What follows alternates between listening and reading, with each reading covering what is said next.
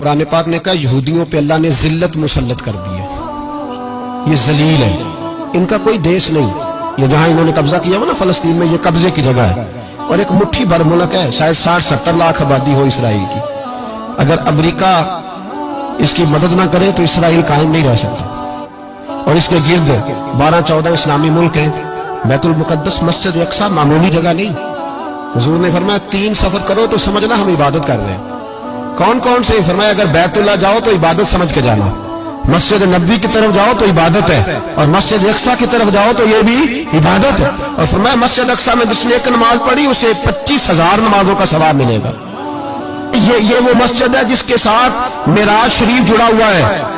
قرآن پاک نے کہا کہ اس مسجد میں سبحان اللہ اسریٰ بعبدہ لیلا من المسجد الحرام الی المسجد الاقصی۔ مسلمانوں، قرآن کہتا ہے کہ تمہارے معراج کی شان رسول پاک کی مسجد اقصی سے جڑی ہے۔ جس محبوب کو رب معراج کرائے تو مسجد اقصی میں لا کے کرائے۔ وہ جگہ معمولی جگہ ہے، وہ معمولی جگہ ہے مسجد اقصی۔ نبی پاک نے وہاں نبیوں کی امامت کرائی، 17 مہینے اس مسجد کی طرف منہ کر کے تیرے اور میرے رسول نے نمازیں پڑھی۔ چھوٹی جگہ ہے، اور پوری دنیا کا مسلمان اسے چاہیے شرم سے گڑ جائے۔ ایک امریکہ کا صدر بول کے کہتا ہے کہ اسرائیل کو اجازت ہے اسے دارالحکومت بنائے، اور مسلمان حکمران بیان دے رہے ہیں ظالموں، لٹیروں، تم اپنی سیاستیں چمکانے کے لیے پہلے ایک دوسرے کو گالیاں دیتے ہو، پھر اکٹھے بیٹھ جاتے ہو نمبرنگ کرنے کے لیے۔ تم دین کے اس مسئلے میں سارے اکٹھے کیوں نہیں بیٹھے؟ سارے پاکستان کے سیاستدانوں کو، علماء اور مشائخ کو چاہیے تھا ایک پیٹ پہ اکٹھے ہوتے، اکٹھے بیٹھ کے ایک بیان ہی دے دیتے، ایک بات ہی کر دیتے۔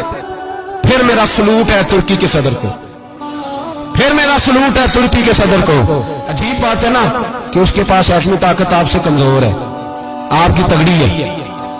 اس کے پاس جو فوجی طاقتیں ہیں وہ اپنی جگہ پر آپ کی فوجی طاقتوں کا لوہا مانتی ہے دنیا، لیکن پھر مجھے کہنے دو نا، میدان میں بندہ ایٹمی طاقت سے نہیں لڑتا، ایمان کی قوت سے لڑتا ہے۔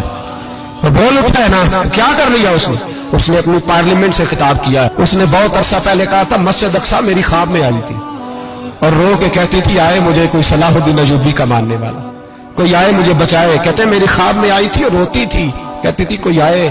اور ایک شاعر نے کہا ہے مسجد اقصی نبی پاک کو بھی بلاتی ہے، کہتی ہے ایک بار پھر طیبہ فلسطین میں آ، راستہ دیکھتی ہے پھر مسجد اقصی تیرا، ایک بار پھر سے طیبہ سے فلسطین میں آ، راستہ دیکھتی ہے پھر مسجد اقصی تیرا۔